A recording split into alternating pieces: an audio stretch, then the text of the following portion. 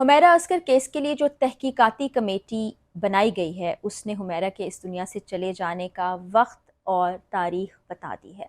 Doctor Sumaiya ने police के साथ एक मरतबा फिर अपार्टमेंट का विज़िट किया है, वहाँ से मज़ीद शवाहिद इकट्ठे किए हैं और बहुत ही अहम बयान भी दिया है।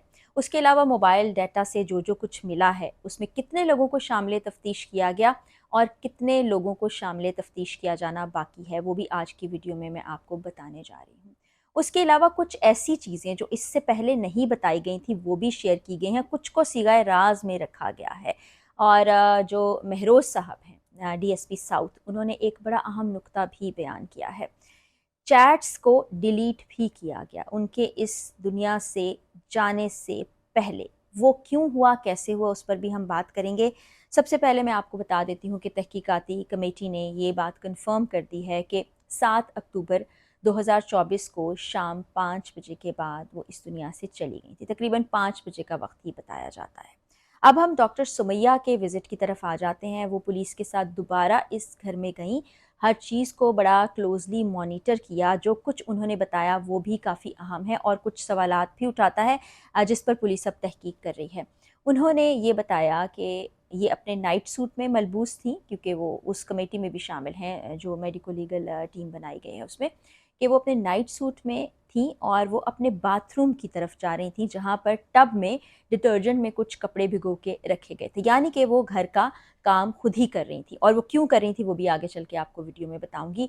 एकदम से वो ज़मीन पर गिरी और ज़मीन पर ऐसे नहीं गिर गई कि वो किसी चीज़ से टकरा कर गिरी हों या उनका तवाज़ुन ख़राब हो गया हो। उनके हाथ उनके सीने पर मौजूद थे और ऐसा महसूस हो रहा है कि उनके सीने में कोई तकलीफ़ हुई थी जिसके बायस उनके हाथ वहाँ तक गए। उसके बाद वो गिर गई और शायद इब्तदाई तिब्बी इमदाद मिल जाती, उनको कोई हस्पताल ले जाने वाला होता तो ये सब ना होता। लेकिन बहरहाल इस वक्त तक यही शवाहिद सामने आए। फिर उनके बेडरूम की साइड पर एक खिड़की भी खुली हुई थी, बाथरूम की खिड़की भी खुली हुई थी। पहले पुलिस जो कुछ कह रही थी अब उससे कुछ अलग बातें भी सामने आ रही हैं। महरोज़ अली हैं जो डीएसपी साउथ हैं, उन्होंने अपने एक इंटरव्यू में ये बताया कि ऐसा भी महसूस होता है कि उनको जहर दिया गया हो।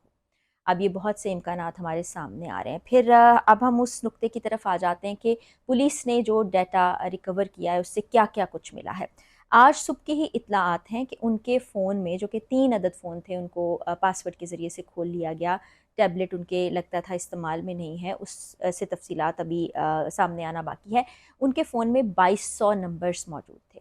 उन 2200 नंबर्स में से वो 75 नंबर्स ऐसे थे जिनसे वो राबिते में रही हैं और 14 लोगों के साथ उनका आखिरी रोज़ राबिता हुआ है। पहले कहा जा रहा था 10 लोग हैं, लेकिन अभी वो तादाद बढ़कर 14 लोगों तक चली गई है। उन 14 लोगों में ज़्यादातर उन्होंने यही बात की थी कि hi I want to talk to you, कि मुझे आपसे बात करना है, जिसमें से अलमिया ये और अफ़सोस और दुःख का मकाम ये कि किसी ने उनसे बात नहीं की। अब उसमें बहुत से लोगों के नाम भी आपने सुन रखे होंगे, उनमें एक उनके डायरेक्टर प्रोड्यूसर थे, उनको शामिल तफ्तीश किया गया है। एक राइटर थे जो इस्लामाबाद में रहते हैं, उनको भी अब तफ्तीश के लिए बुलाया गया है। उसके अलावा उनके अपने भाई थे, लेकिन किसी ने कोई जवाब नहीं दिया। और एक और अलार्मिंग चीज़ ये भी है कि 7 अक्टूबर से पहले का कोई डाटा वहाँ पर नहीं था, यानी कि चैट्स को डिलीट कर दिया गया। अब ये बड़ी हैरानकुन बात है, अगर आप और मैं भी अपने फ़ोन को देखें तो कुछ चैट्स ऐसी हैं जिसको हम गैर ज़रूरी समझकर डिलीट कर देते हैं, लेकिन बाकी चैट्स मौजूद रहती हैं हमारे ज़रूरी लोगों के। कुछ ग्रुप्स बने हुए होते हैं, कुछ लोग ऐसे होते हैं जिनसे हम राब्ते में रहते हैं, वो पूरी डिस्कशन आपकी चैट में महफूज रहती है, लेकिन यहाँ ऐसा नहीं था। अब ऐसा क्या हुआ, इन्होंने खुद ये डिलीट किया या कुछ और वजह रही थी, या जैसा कि उन्होंने पहले बताया था कि उनके फ़ोन्स को हैक किया जा रहा है, उनके सोशल मीडिया को हैक किया जा रहा है, तो ये क्या सिलसिला रहा। अब जो डाटा डिलीट हुआ है उसको भी रिकवर करने की कोशिश की जा रही है और जियो फेंसिंग का सहारा भी लिया जाएगा। पुलिस की जानिब से पहले ये कहा जा रहा था कि दरवाजे दोनों बंद थे अंदर से, अभी भी वो यही कह रहे हैं कि दरवाजे दोनों अंदर से बंद थे, लेकिन अब वो ये भी कह रहे हैं कि दरवाजे ऐसे थे जिनको बाहर से भी खोला जा सकता था, यानी अगर इजाफी चाबी मौजूद होती तो उसको अंदर से भी खोला जा सकता था। तो ये वो नुक्ता है जो इससे पहले क्यों ना बताया गया, वहाँ पर जाने वाले किसी रिपोर्टर ने भी ये बात नहीं की। کسی اور شخص نے، پولیس کی کمیٹی نے بھی یہ بات نہ کی، اب ایک دم سے یہ بات کی جا رہی ہے، تو یہ بڑی ہی اہم بات ہے۔ پھر جیسے مہروز صاحب نے کہا کہ ان کو کوئی چیز دی جاتی رہی ہوگی یا کوئی زہر بھی ہو سکتا ہے، اس پر انویسٹیگیشن کرنا بہت ضروری ہے، لیکن بدقسمتی سے ان کی باڈی جس حالت میں تھی، بہت سی چیزیں اب کافی مشکل ہو گئی ہیں۔ میں یہاں پر حمیرہ کی کچھ ایسی باتیں جو شاید اس سے پہلے آپ کو کہیں سے معلوم نہ ہو سکی ہوں، وہ ان کے قریبی دوستوں سے گفتگو کے بعد شیئر کرنے جا رہی ہوں، جو کہ یہ بتاتا ہے کہ وہ شدید مالی مشکلات کا شکار تھیں۔ آپ میڈیا پر سن چکے ہیں، ان کی بھابھی نے بھی بتایا، ان کی والدہ نے بھی اس بات کو کنفرم کیا کہ وہ بہت زیادہ تکلیف میں تھیں اس چیز کو لے کر۔ تو ان کے لوگوں نے، جو قریبی لوگ تھے، انہوں نے بتایا کہ وہ اپنے تمام لوگوں سے جنہوں نے پیمنٹس کرنی تھی، ان سے رابطے کرنے کی کوشش کر رہی تھیں کہ ان کے پیسے ان کو دے دیے جائیں، یعنی وہ اتنی خوددار تھیں کہ کسی دوست سے، کسی قریبی اور شخص سے وہ پیسے مانگ سکتی تھیں، لیکن انہوں نے ایسا نہیں کیا۔ کچھ عرصہ پہلے انہوں نے جو خاتون گھر میں کام کرنے کے لیے آتی تھیں، ان کو بھی خدا حافظ کہہ دیا، اور اب وہ اپنے گھر کے کام خود کیا کرتی تھیں۔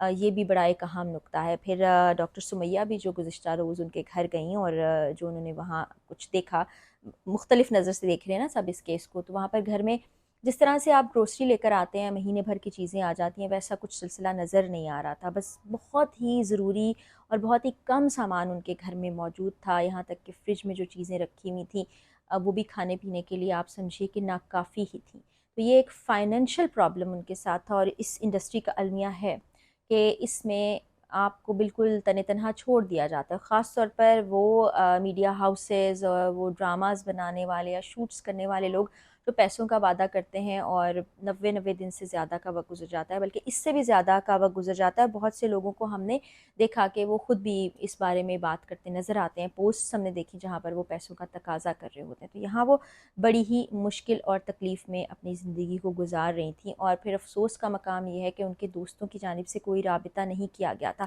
آپ نے سب جگہ سن لیا ہوگا کہ 7 اکتوبر کو جو بھی انہوں نے آخری میسیجز جن جن لوگوں کو کیے تھے، 14 لوگ ان میں شامل ہیں، ان میں سے کسی نے 3 دن گزر جانے کے باوجود بھی ان کو رپلائی نہیں کیا تھا، یعنی 7 اکتوبر کو کیے گئے میسیجز، ان کا فون اگلے 3 دن تک آن ہوتا ہے، اور بیٹری بند ہو جانے کے باعث وہ ڈیڈ ہو جاتا ہے، اس وقت تک ان کے فون پر کسی کا رپلائی موجود نہیں تھا۔ یہ کیسی تکلیف کی بات ہے، یہ کیسے افسوس کی بات ہے۔ اور اب جو کراچی میں رہنے والی ایکٹریسز ہیں، انہوں نے ایک گروپ بنا لیا ہے باقاعدہ واٹس ایپ کا، جس میں وہ ایک دوسرے سے روزانہ کی بنیاد پر ان ٹچ رہیں گی، کہ یہ دیکھیے ان میں ایک کیسا خوف موجود ہے، کیونکہ بہت سے لوگ لاہور سے بھی گئے ہیں۔ اللہ تعالیٰ سب کے لیے آسانیاں فرمائے، اللہ تعالیٰ اس کیس میں جو بھی حقائق ہیں ان کو سامنے لائے۔